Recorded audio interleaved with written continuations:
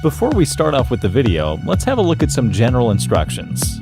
The sound will be played just once, so listen to it carefully.